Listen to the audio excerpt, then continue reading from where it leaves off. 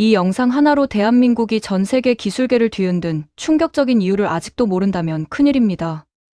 도대체 어떤 일이 벌어지고 있기에 전 세계에서 가장 막강한 자금력을 자랑하는 거부국 카타르가 한국의 작은 섬, 거제도를 향해 애타는 시선을 보내고 있는지 궁금하지 않으십니까? 인구가 겨우 24만 명에 불과한 이 작은 섬 거제도의 세계 최대 가스 부국으로 군림하는 카타르의 국가적 운명이 통째로 저울질당하고 있다면 여러분은 믿어집니까? 사실 카타르에게는 눈앞에 훨씬 더 저렴하고 손쉬운 선택지가 명백하게 열려 있었습니다. 중국의 수많은 조선소에 선박 건조를 맡기기만 했어도 한 척당 수천억 원이라는 엄청난 거금을 단숨에 절약할 수 있는 기회가 눈앞에 아른거렸기 때문입니다. 실제로 카타르는 이러한 유혹에 이끌려 행동을 개시하기도 했습니다. 그런데 지금 이 순간 카타르 내부의 핵심 관계자들 입에서 제발 한국 조선소에 우리가 들어갈 수 있는 공간을 조금만 내어줄 수 없겠느냐는 간절한 읍소가 터져나오고 있습니다. 그러나 이에 대해 한국 조선소들이 돌려준 답변은 카타르를 넘어 전 세계를 경악하게 만들 만큼 냉정하고 충격적이었습니다. 대단히 죄송한 말씀이지만 저희 조선소는 오는 2028년까지 단 하나의 빈자리도 존재하지 않는다는 단호한 거절이었습니다. 자본의 힘으로 해결하지 못할 것이 없다고 자부하던 세계 최고의 부유한 국가 카타르가 왜 유독 대한민국 조선소의 두터운 벽 앞에서 허리를 숙이고 순서를 기다리는 신세로 전락하게 된 것인지 그 내막이 정말 짜릿하지 않습니까? 단돈 6조 원을 아껴보겠다는 얄팍한 계산을 세웠다가 오히려 20조 원 혹은 그 금액과는 비교조차 되지 않을 만큼 가공할 규모의 천문학적인 국가적 손실을 고스란히 떠안게 된 이 기막힌 사연을 지금부터 아주 세세하고 낱낱이 파헤쳐 드리겠습니다. 이 거대한 국제적 드라마를 완벽하게 이해하기 위해서는 가장 먼저 카타르라는 나라가 직면한 현실과 그들이 가진 부의 원천이 무엇인지를 명확하게 짚고 넘어갈 필요가 있습니다. 카타르는 지리적으로 대한민국, 경기도와 거의 비등한 면적을 가진 매우 아담한 규모의 국가에 불과합니다. 풀 한 폭이 자라기 힘든 척박한 사막 한가운데 자리 잡은 이 소국이 도대체 어떤 마법을 부렸기에 지구상에서 가장 부유한 나라의 반열에 당당히 이름을 올릴 수 있었던 것일까요? 그 놀라운 비밀은 척박한 지상 위에 있는 것이 아니라 깊고 어두운 바다 밑바닥 속에 아주 단단히 숨겨져 있었습니다. 카타르 영해와 맞닿아 있는 페르시아만 앞바다에는 노스필드라는 이름으로 명명된 그야말로 지구상에서 가장 거대한 가스전이 도사리고 있습니다.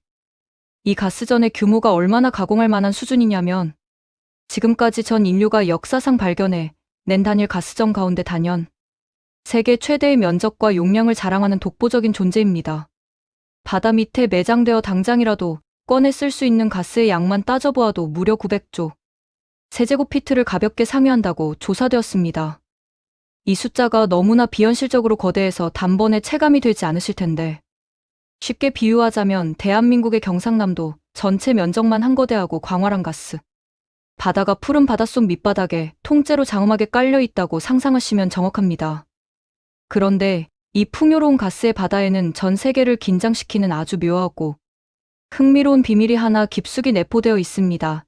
이 엄청난 가스전은 카타르라는 나라가 홀로 독식하고 마음대로 주무를 수 있는 온전한 소유물이 아니라는 사실입니다. 놀랍게도 이 거대한 바다 밑 가스전은 정확하게 절반으로 나뉘어 두 나라의 영토적 경계를 형성하고 있습니다. 가스전의 남서쪽 구역은 카타르가 영유권을 쥐고 있어 노스필드라고 칭하지만 반대편 북동쪽 구역은 카타르와 오랜 긴장 관계에 있는 이란이 지배하며 사우스파르스라는 이름으로 부르고 있습니다. 결국 거대한 하나의 가스 주머니를 가운데 두고 두 국가가 마치 빨대를 양쪽에서 길게 꽂아 넣은 채 보이지 않는 기싸움을 벌이며 사이좋게 가스를 빨아들이고 있는 일촉즉발의 형국인 셈입니다. 이 숨겨진 지정학적 사실을 반드시 기억해 두셔야 향후 터질 엄청난 국제적 파란의 흐름을 이해하실 수 있습니다. 이렇게 채굴한 천연가스를 카타르는 그대로 가져가지 않고 영하 162도라는 상상조차 불허하는 극한의 초저온으로 꽝꽝 얼려서 액체 상태로 탈바꿈시킵니다. 그런 다음 이 귀중한 액체 괴물을 거대한 선박의 심장부에 싣고 5대양 6대주를 건너 전 세계 시장으로 수출하게 됩니다. 이처럼 극한의 온도로 압축해 얼려버린 천연가스를 우리는 흔히 액화천연가스, 즉 영어 약자로 LNG라고 부르고 있습니다. 여기서 가스 산업의 성패를 가르는 가장 결정적인 핵심 열쇠는 가스를 캐내는 기술이 아니라 이를 안전하게 실어 나를 수 있는 선박의 존재 유무입니다. 땅속에서 가스를 아무리 바다처럼 쏟아내듯 해낸다. 한들 전 세계 구매자들에게 배달해 줄 수 있는 강력한 이동 수단이 없다면 그 가스는 단 한 푼의 가치도 창출하지 못하는 무용지물에 불과하기 때문입니다. 그러나 이 가스를 실어 나르는 선박은 우리가 흔히 항구에서 볼 수 있는 평범하고 무던한 화물선이나 유조선 따위와는 궤를 완전히 달리하는 물건입니다. 영하 162도라는 살벌한 초저온의 액체를 거대한 탱크에 가득 채운 상태로 거친 파도가 치는 망망대해를 무려 수주일 동안 단 한순간의 오차도 없이 횡단해야 하기 때문입니다. 만약 배를 감싸고 있는 단열벽에 아주 미세한 균열이나 작은 결함이라도 발생하여 가스가 외부로 유출되거나 내부 온도 관리에 조금이라도 균형이 깨지게 된다면 어떻게 되겠습니까?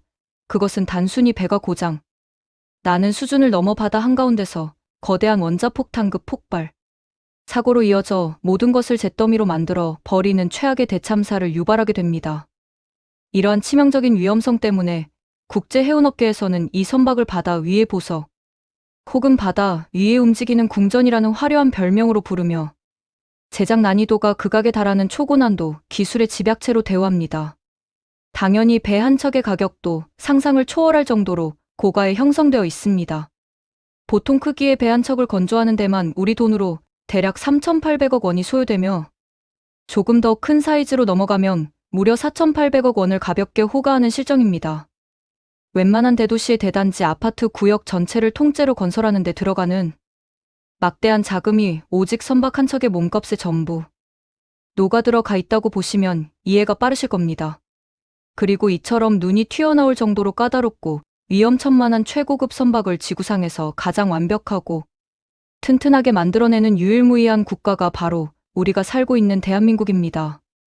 전 세계 LNG 운반선 건조 시장에서 대한민국 선박 제조사들이 차지하는 비율이 무려 74%라는 압도적인 숫자에 달한다는 사실만 보아도 우리의 위상이 어느 정도인지 온몸으로 느껴지실 겁니다. 특히 거제도에 둥지를 튼 삼성중공업과 하나오션, 그리고 울산의 전통 강자 HD현대중공업이라는 조선 3사가 전 세계 바다의 패권을 완벽하게 틀어쥐고 시장을 지배하고 있습니다. 이제 본격적으로 카타르와 한국 그리고 중국이 얽히고 설킨 진짜 드라마틱한 이야기가 전개됩니다.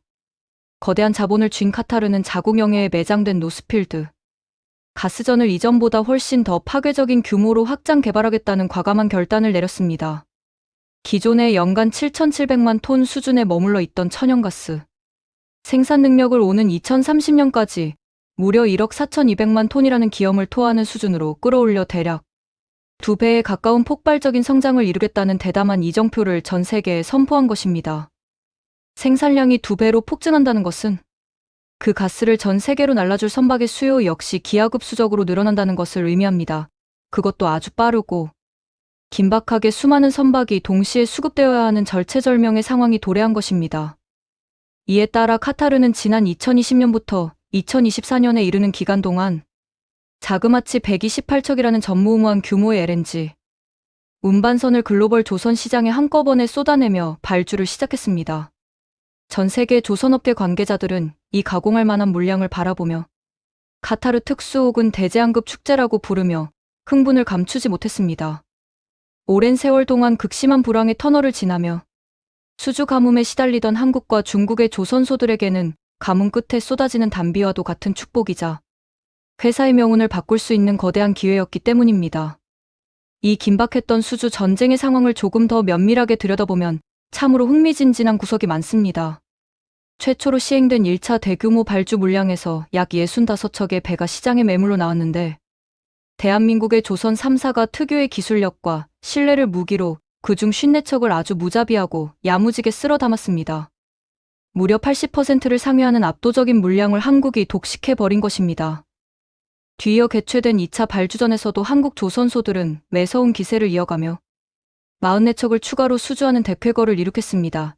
이로써 1차와 2차 발주 물량을 모두 집계해보면 대한민국이 카타르로부터 따낸 선박의 총량은 무려 98척에 이르는 독점적 수준이었습니다. 국내 기업별로 이 달콤한 과실을 나누어 가진 내역을 보면 HD현대중공업이 34척을 가져갔고 삼성중공업이 33척을 확보했으며 하나오션 역시 33척을 수주하며 세 회사가 황금 비율로 시장을 평정했습니다. 그리고 한국이 남겨둔 아주 미미한 나머지 물량인 30척 정도만이 중국의 후동중화조선이라는 기업의 손에 쥐어졌을 뿐입니다. 대한민국 조선업이 전 세계 선박 발주량의 4분의 3 이상을 완벽하게 장악하며 그야말로 경쟁국들을 힘으로 찍어 누른 완벽한 압승의 드라마였습니다. 이 대단한 계약 과정에서 카타르의 국영 해운사인 나킬라트는 한국이 건조한 최첨단 LNG선 25척에 대해 무려 15년이라는 장기 계약을 체결하며 배를 빌려 쓰겠다는 도장까지 찍었습니다. 한국산 선박의 기술적 완성도와 내구성에 대한 카타르의 신뢰가 얼마나 뼈대 깊고 단단한지를 여실히 증명하는 대목이었습니다. 그러나 이 화려한 승리의 축제 이면에서부터 카타르 수뇌부의 머릿속을 어지럽히는 깊은 고뇌와 계산기가 조금씩 두드려지기 시작했습니다. 한국이 만들어준 선박이 지구상 최고의 성능을 발휘하고 마감 품질 역시 타의 추종을 불허한다는 점은 카타르 역시 100번 인정하는 주지의 사실이었습니다. 또한 선박 제조에서 가장 생명과도 같은 요소인 약속된 날짜에 배를 정확히 인도하는 납기 약속을 한국인들이 칼같이 준수한다는 점도 매력적이었습니다. 그러나 카타르의 재정 담당자들의 눈에 밟히는 치명적인 걸림돌은 역시 무지막지하게 비싼 가격표였습니다. 한국산 선박은 품질이 좋은 만큼 몸값이 너무나도 고자세였습니다. 바로 이 틈을 타서 이웃나라 중국의 후동중화조선이 아주 영악하고 파격적인 제안을 들고 카타르의 장막 안으로 걸어 들어왔습니다. 중국은 한국 조선소들이 제시한 가격보다 훨씬 더 저렴한 헐값에 동일한 규격의 배를 만들어 주겠다며 카타르의 귀를 솔깃하게 만들었습니다. 게다가 중국의 공세는 단순한 선박 가격 후려치기에만 머무르지 않았습니다. 중국 정부의 막강한 자금력을 등에 업고 카타르가 추진하는 초대형 가스 개발 프로젝트에 직접 대규모 자본을 투자하겠다는 당근을 제시한 것입니다. 그에 더해 향후 수십 년 동안 카타르산 천연가스를 대량으로 구매해주겠다는 초대형 가스 장기 구매 계약서까지 한 보따리로 묶어서 가져왔습니다. 이른바 거절하기 힘든 매혹적인 패키지 딜이라는 치명적인 카드를 내밀며 카타르의 마음을 흔든 것입니다. 우리 중국 조선소의 배를 대량으로 구매해준다면 우리가 너희 나라 사막에서 나오는 가스를 엄청난 규모로 장기간 사주겠다는 달콤한 유혹이었습니다. 카타르 정부 입장에서는 믿질 게 전혀 없어 보이는 참으로 환상적인 제안으로 다가왔을 것입니다. 특히 카타르가 고민 끝에 중국 조선소에 전격적으로 맡기기로 결정한 물량 중에는 전 세계 해운업계가 주목하는 아주 특이하고 거대한 괴물 선박이 하나 섞여 있었습니다. 그것은 바로 큐맥스라고 불리는 초대형 LNG 운반선이었습니다. 보통 전 세계 바다를 누비는 일반적인 표준형 LNG선이 한 번에 약 17만 4천 세제곱미터의 가스를 적재하고 운항한다면 이 변종 괴물인 큐맥스급은 무려 26만에서 27만 세제곱미터에 달하는 가스를 한 번에 집어삼키는 녀석입니다. 즉 일반 선박보다 무려 1.5배 이상 더 많은 가스를 적재할 수 있는 바다 위의 거대한 공룡인 셈입니다. 배의 덩치가 이토록 거대해지면 단 한 번의 항해만으로도 훨씬 더 많은 양의 가스를 목적지까지 배달할 수 있기 때문에 가스 1톤당 소요되는 물류 운송 비용을 최대 30%까지 획기적으로 절감할 수 있는 엄청난 경제적 이점이 발생합니다. 가스를 팔아 이윤을 남겨야 하는 카타르의 경영진 입장에서는 군침이 흐르다 못해 심장이 뛸 정도로 매력적인 선박이 아닐 수 없었을 것입니다. 그런데 여기서 아주 기묘하고 흥미진진한 반전 사실이 하나 숨어 있습니다. 이 매력적인 큐맥스급 초대형 선박을 처음에 대한민국의 조선소들은 그다지 만들고 싶어 하지 않았고 오히려 카타르의 요청에 심드렁한 반응을 보였다는 점입니다. 한국의 기술력이 부족해서였을까요? 천만의 말씀입니다. 여기에는 한국 조선사들의 매우 치밀하고 고도화된 상업적 계산과 현실적인 독점 전략이 깔려 있었습니다. 이 큐맥스라는 배는 몸집이 너무나도 비대해서 조선소 내부에서 가장 핵심적이고 소중한 공간인 도크, 즉 배를 건조하는 작업장을 혼자서 통째로 다 차지해 버리는 주객전도의 상황을 유발합니다. 반면에 한국 조선소들이 가장 잘 만들고 최적화되어 있는 일반적인 17만 4천 세제곱미터급 LNG선은 거대한 도크 하나에 두 척의 배를 나란히 집어넣고 동시에 조립하여 찍어낼 수가 있습니다. 자, 그렇다면 자본주의의 논리로 아주 단순하게 줍 하나를 튕겨보겠습니다. 이 초대형 큐맥스 선박 한 척을 만들어서 카타르에게 받을 수 있는 돈은 대략 4,800억 원 수준입니다. 그런데 한국이 자랑하는 표준형 LNG 선박은 한 척당 가격이 약 3,800억 원 선에 형성되어 있습니다. 만약 같은 공간과 같은 기간 동안 표준형 선박 두 척을 나란히 동시에 건조하여 출고한다면 조선소가 벌어들이는 총 매출은 무려 7,600억 원으로 껑충 뛰게 됩니다. 덩치만 크고 까다로운 큐맥스 한 척을 붙잡고 낑낑대는 것보다는 표준형 선박 두 척을 고속으로 뽑아내는 것이 조선소의 영업이익 측면에서 훨씬 더 장사 속이 남는 장사라고 판단한 것입니다. 이에 따라 영리한 한국의 조선소들은 카타르 측에 저희 조선소의 현재 공간적 상황과 일정상 큐맥스급 건조는 대단히 곤란할 것 같습니다라며 정중하고 세련된 태도로 거절의 의사를 전달했습니다. 솔직하게 말해 영양가가 별로 없는 계약이라고 치부해버린 것입니다. 그러자 뜻밖의 거절을 당한 부자 나라 카타르는 과연 어떤 선택을 내렸겠습니까? 기술을 과시하던 한국인들이 배짱을 부리며 안 하겠다고 버틴다면 뭐 대안은 널려 있으니 중국 조선소의 물량을 전부 줘버리면 그만이지라며 매우 단순하고 1차원적인 발상으로 움직이기 시작했습니다. 그리하여 카타르는 한국이 외면한 초대형 큐맥스급 LNG 운반선의 모든 물량을 중국의 후동중화조선에 몰아주며 계약서에 사인을 하기 시작했습니다. 최초에는 계약 건수가 고작 7척에 불과했으나 중국인들의 끈질긴 로비와 가격 공세에 밀려 수량이 점점 불어나더니 어느새 18척이 되었고 최종적으로는 무려 24척이라는 엄청난 규모로 계약이 비대해졌습니다. 이를 순수 자금 가치로만 환산하더라도 무려 10조 원이 가볍게 넘어가는 실로 어마어마한 국가적 프로젝트 자산이었습니다. 카타르의 수뇌부들은 자신들의 이 선택을 바라보며 속으로 엄청난 쾌재를 불렀을 것이 분명합니다. 배를 중국에 맡김으로써 한국 조선소에 줄 돈보다 한 척당 수천억 원씩 단가를 낮췄고 거기에 중국이라는 거대한 대륙에 가스를 대량으로 팔아치울 수 있는 활로까지 덤으로 개척했으니 자신들이 이번 거래를 통해 최소 6조 원 이상의 현금을 절약하는 엄청난 승리를 거두었다고 확신했을 것입니다. 장부상의 숫자와 그래프만 놓고 보면 그것은 참으로 완벽하고 이성적인 최선의 선택처럼 보였습니다. 그러나 우리가 살아가는 이 냉혹한 현실 세계와 글로벌 비즈니스의 무대는 결코 방구석, 책상 위에서 두드리는 계산기의 숫자대로만 아름답게 굴러가 주지 않는 법입니다. 바로 이 지점부터 카타르가 철석같이 믿었던 완벽한 계산식의 균열이 가기 시작하며 도미노처럼 어긋나기 시작합니다. 이 거대한 비극의 서막을 알리는 가장 근본적인 의문이자 치명적인 폭탄은 과연 기술력이 일천한 중국의 후동중화조선이 지구상에서 가장 만들기 까다롭다는 이 괴물 같은 큐맥스급 초대형 LNG선들을 단 한 권의 결함도 없이 계약서에 명시된 엄격한 기한 내에 진짜로 만들어 낼 수 있느냐는 현실적인 문제였습니다. 앞서 누누이 강조해드렸듯이 LNG 운반선이라는 물건은 인류가 바다 위에 띄우는 선박 중에서도 가장 극악의 제조, 난이도와 정밀함을 요구하는 기술의 결정체입니다. 영하 162도라는 지옥 같은 초저온의 가스, 액체를 한 방울의 유출도 없이 가두어 두는 특수 단열재 매설 기술은 물론이거니와 집채만 한 파도가 사정없이 몰아치는 험난한 거친 바다 위에서 수십 일 동안 그 내부 온도를 완벽하게 통제하고 유지하는 핵심 메커니즘은 그야말로 수십 년의 시행착오를 거쳐야만 얻을 수 있는 장인의 영역이기 때문입니다.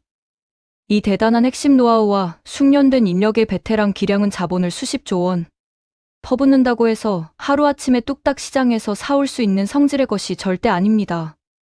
대한민국 조선업계는 지난 수십 년의 세월 동안 바다 위에서 수백 척의 선박을 실제로 건조하고 깨져가며 이 값진 기술적 데이터와 노하우를 뼈 속 깊이 차곡차곡 자산으로 내재화해 왔습니다. 반면에 중국의 조선업은 그저 외형을 부풀려 저가 물량을 수주하며 덩치만 키워온 후발주자에 불과한 실정이었습니다. 실제로 이 계약이 체결될 당시까지만 해도 중국의 후동중화조선이 1년 동안 온 힘을 쥐어짜 내어 겨우 만들어낼 수 있는 LNG 선박의 수량은 고작 두세 척 안팎에 지나지 않는 초라한 수준이었습니다.